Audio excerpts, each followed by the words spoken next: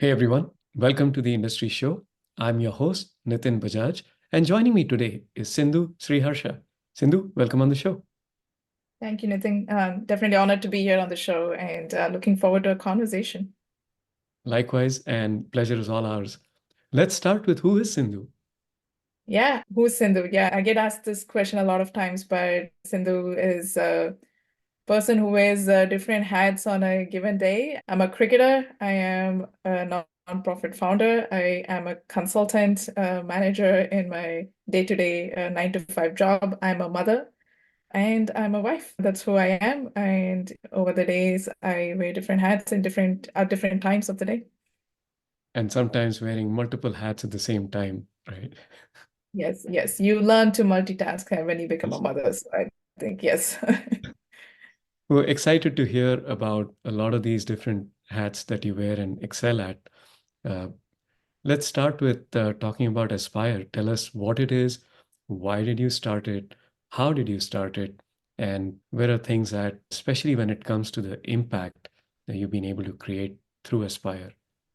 Sure. Aspire Cricket is one of its first of its kinds in the US. It is a nonprofit founded by four cricketers. It is by women for women. It is a platform available for cricketers to where we make cricket accessible and approachable, and also um, more accessible to all communities, not just where it is today, more predominantly found in South Asian communities. We're making this available in different communities and where we go and spread the love of the game and give back to the community itself and show them how much we've learned from the game to go back there and give it to the newer communities and encourage them to come and play the sport. So that's Aspire. Why now? That's a very interesting question. So I've played cricket growing up since I was 9 years old. I was definitely more luckier growing up in India. So I played cricket just picking up on the streets with my friends and my brothers and cousins. But growing up here, and in fact, coming over here 10 or 11 years back and try to play back the sport that I loved playing in India, I realized that there is a gap where, the kids today do not have access to the sport that we all grew up in. So I think that was one of the factors that felt like we want to make this more accessible in the community itself. And the other was, as a cricketer myself, I've actually gained a lot from playing the sport. There are things that I haven't learned going into school, like sitting on the benches and like actually studying, but playing the sport itself has taught me a lot in terms of like how to be a good team player, understanding success and defeat. How do we get up from a failure the right next day when you have to play back, when you go back and play another game, or just simply having a passion itself. So I think these are the things that I knew that I had picked up very early on when I was a cricketer myself. So I think that is something I wanted to give back. In my career itself, I'm towards the end of my career, so it was important for me to have something that I was giving back to the community. It all comes back to once you reach a level, it's what you're giving back. So I think that is where the whole process started. And I was lucky to find the people that I have right now in our Aspire team. Uzma Iftikhar, she's also a cricketer. She grew up playing the sport in Pakistan before she moved to Canada. She's been in Canada since she was 7 years old. Mhm. Then moved over to USA and then picked up the sport as well over here when she was 24 years old. And it's a different story altogether. And she has represented both Canada and USA. So it was a nice story. She brings in a different perspective as well, though South Asian, but grew up in Canada, so very different circumstances. So it gives us a different perspective as well. So very glad to have her on board. And the next person I have is Julia Price. Who doesn't know Julia Price? She's three times World Cup champions from Australia team. She is a keeper and a batter. Was also the coach of USA national team for close to 4 years, and she's also coached many associate cricket within in the cricket community. She was a perfect in terms of when we decided to start off this. We definitely needed somebody who had all of the knowledge to transfer to us, and we were little kids wanting to start off something that was passionate about. We obviously needed somebody, and we call her the CKO, the Chief Knowledge Officer. We gave her a title as the Chief Knowledge Officer. Having her on board has been brilliant. She's the one who keeps us on track. A little bunch of friends who want to keep running away in different directions, but she brings us all back together. Which brings us to Andrea, who's also another person who's a co-founder. Very interesting story. She picked up sport when she was like 27, 28, just happened to watch the game on the streets and in one of the indoor cricket while she was there with a friend and just picked up the bat and felt like, oh, this is an interesting game and had never played the sport before, fell Wow. in love with the game. And she's one of the most, like right now, the biggest advocate for women's cricket, at least in the Bay Area. So she actually brought all of us together. It's to think about it, it's somebody outside of the game who's brought us all together to bring this aspire to come into life itself. So I think all four of us bring in different perspectives into the team that we are, and that's what makes Aspire what it is. That's phenomenal. Such an amazing journey. And I also want to double click on your own journey. You played cricket, then you had to leave. You came to the US. Tell us a little more about that. And also through that, if you can talk to us about where Aspire is today, where all are you providing these? I wouldn't call it a service, but essentially that's what it is. You're making cricket not just accessible, but also for a lot of the people here in, at least in the US, just even bringing awareness about the sport. Yeah, I mean, I moved out over here just in terms of I got married, I relocated to the US. I'd played for a few, I want to say at least 15 years of cricket in India before I moved here. I picked up the bat, almost I call it the second innings, just for the social aspect of it. I think playing in a professional setup in India, I had reached a point that I needed a break from it. So I took a break for a couple of years, moved over to here, and I picked up the bat and I could relive why I picked up the bat the first time when I was 10 years old or 9 years old for the fun part of it, which I could see it more over here because it was more social. It's not the stress of trying to make a career out of it. And then continued playing. I'm still playing for the USA national team. I've been part of the USA national team for almost 8 years now, 8 to 9 years. Definitely over the years, I've seen the number of kids that has grown in the community itself is significant. Might not be as much as a full member team, but obvious full member associations. But what we've done in the past few years has been tremendous. In terms of our average age of the senior national team is 18 years old. I think 18 years is our average. I'm probably bringing that number up, but in a lot of ways that what we've done in the past few years is invested. It's a conscious effort and an investment from our point and from the USA cricket point of view as to develop the youngsters who are going to be there for the next 10, 15 years to be able to give back to the community.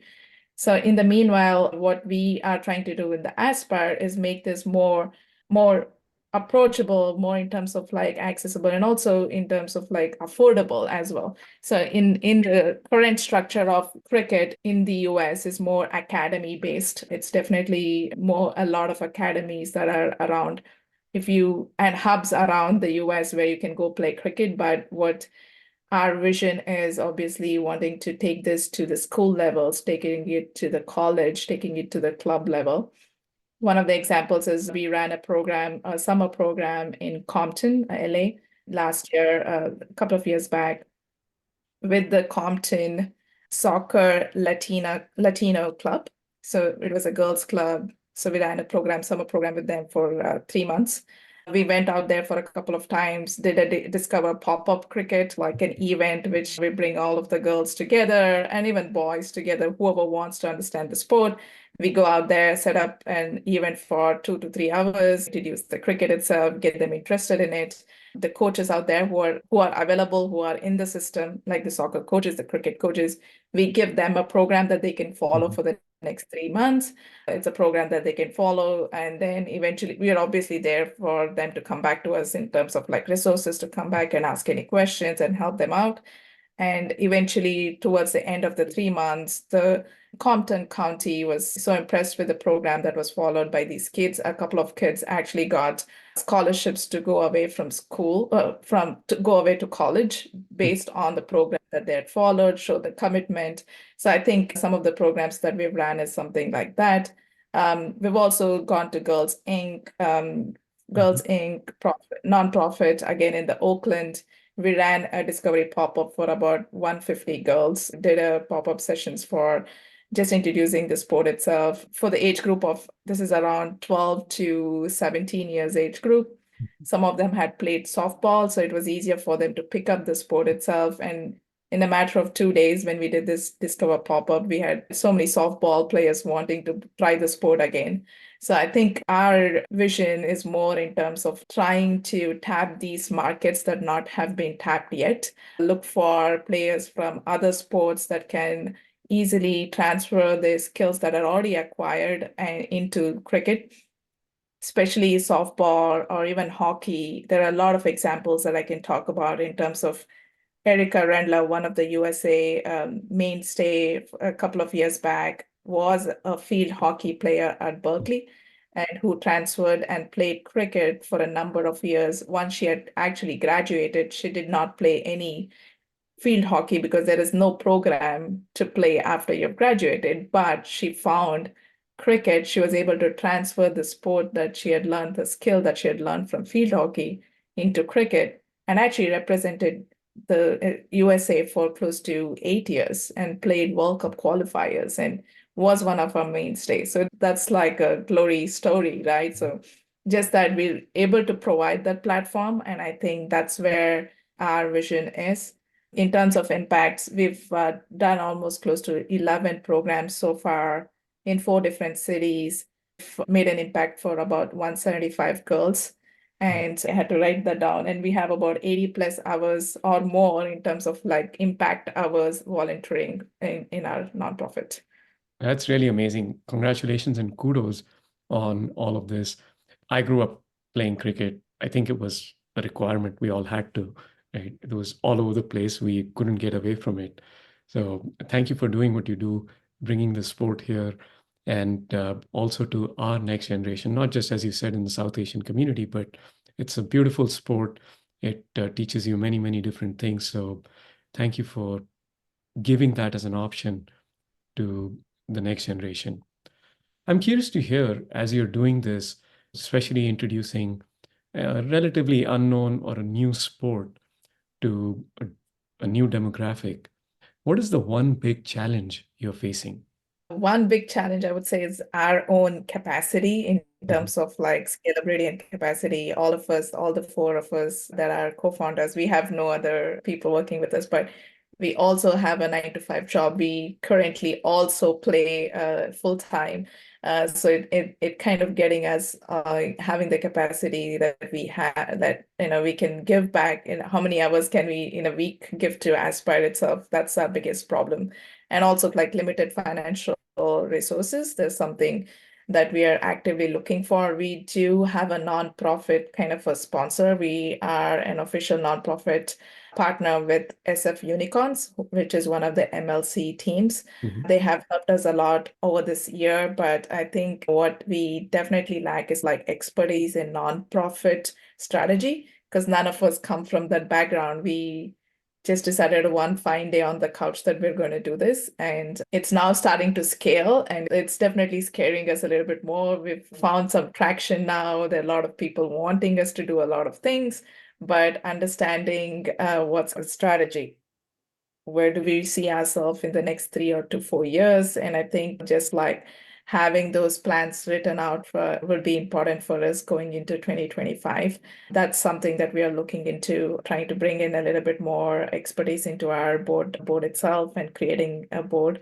A lot of things. You asked me one, but I told you multiple things. And it's probably a growing pain of any company or any nonprofit association. It's good pains, and it's not something we're too worried about.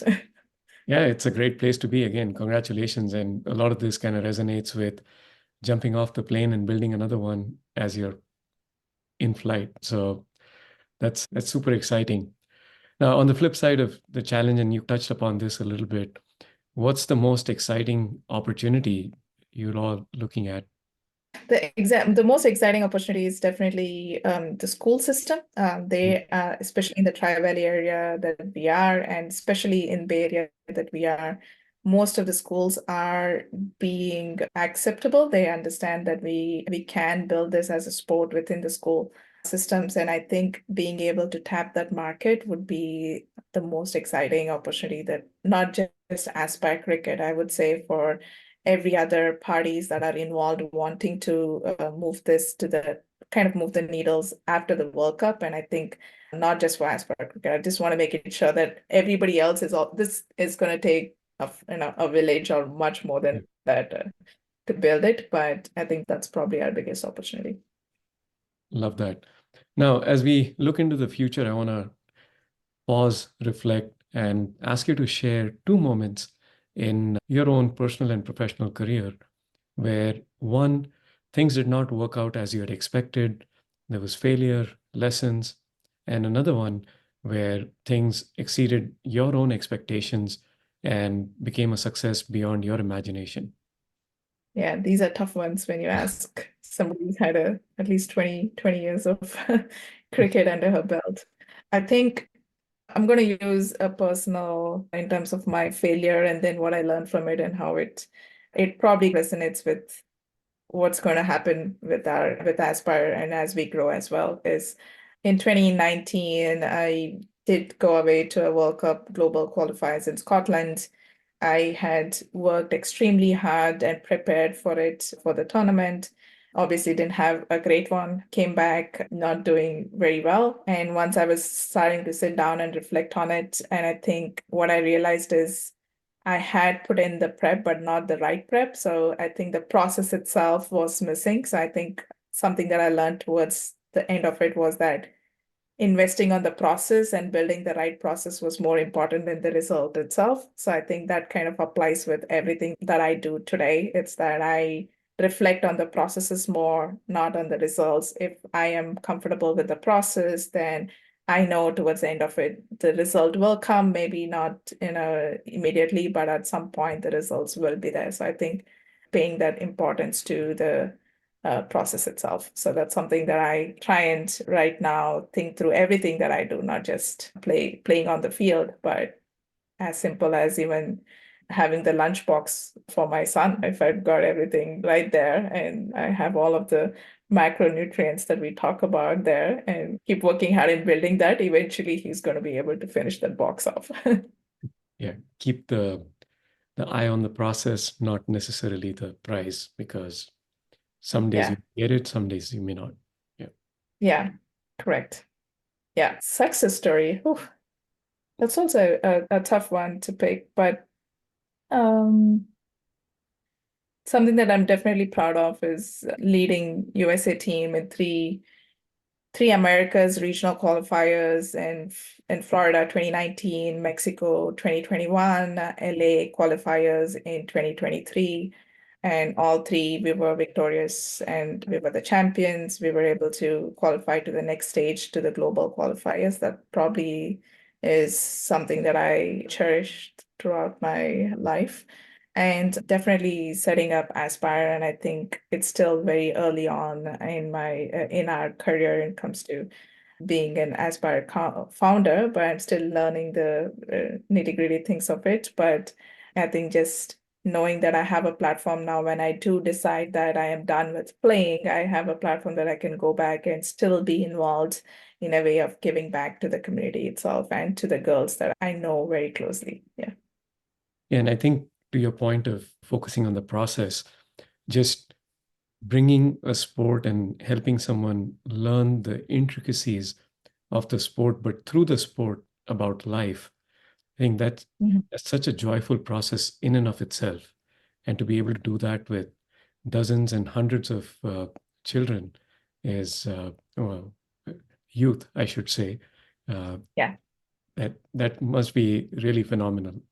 Yeah, that's exactly, I think, why we are different to academies is not, we're not promising that we'll give you the next best USA player. That's not what we're promising. We are promising that you're going to learn a new sport. We're promising that you're going to learn a sport that's fun, that is giving, and that's take back so much when you play that sport. And you will build memories, you'll have friendships. So I think that is what we're promising. It's not the next best cricketer in the world.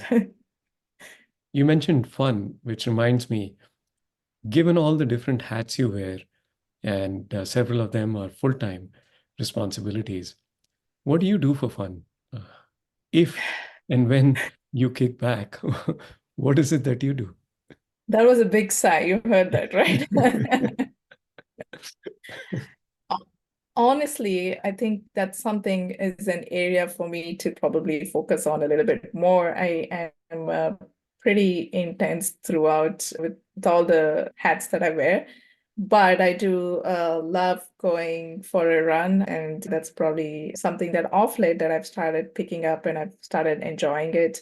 And also probably just having a quiet day, night at home with a movie and chai in my hand with my husband and my son. I think that's probably something that I look forward to. Don't get to do it very often, but hoping I'm able to make more time for that.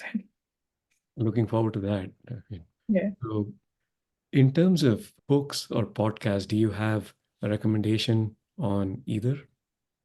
Yeah, so something that I've actually grown up listening to, or rather, off late, I've spent a lot of time on podcasts, and one of them that I really like a lot is the Lessons from the Best. It's from Paddy Upton. He is a South Africa cricket coach and also a mental coach. I've actually heard his podcast, some of his interviews, some of the people that he's interviewed, like Mike Hussey, Faf du Plessis, multiple times at different phases of my life, and Mhm. I've picked up different things at different times. So I've probably heard Mike Hussey at least 3 or 4 times, same interview, but at different phases of my life. And what I've picked up is different from each time, and I've really liked it. So I think that's one podcast I keep going back to. And I do hear a lot of podcasts while running. I think rather than music, I prefer Mhm. podcasts more. So it's one of those that I would definitely say listeners should. Any athletes out there, not just for athletes, especially the Faf du Plessis for leadership. I think that's something I would definitely recommend. Thanks for sharing that. And I'm constantly surprised that we hear the same thing or watch the same thing multiple times, but we have a new learning or we have a new realization. And not only that, that we probably didn't even notice that part or that section or that word or a sentence was mentioned the previous time. And it's very interesting how the brain works and looks to extract exactly what it needs at that point in time. Thanks for highlighting that it's not even with books or movies. I learn a lot through watching movies. And yeah, I've been surprised watching my favorite movie multiple times. I learn a new thing years down the line. So it's very interesting how that works. Which one is your favorite movie? Well, Now we that don't you want to go there. I have a few, and I've been known to be very intense when it comes to watching movies. My family will typically you go have a good time with the people around you, not with me. I'm sucked into the movie. And so if I go out, I'm gone. Like I'm submerged into the whole experience.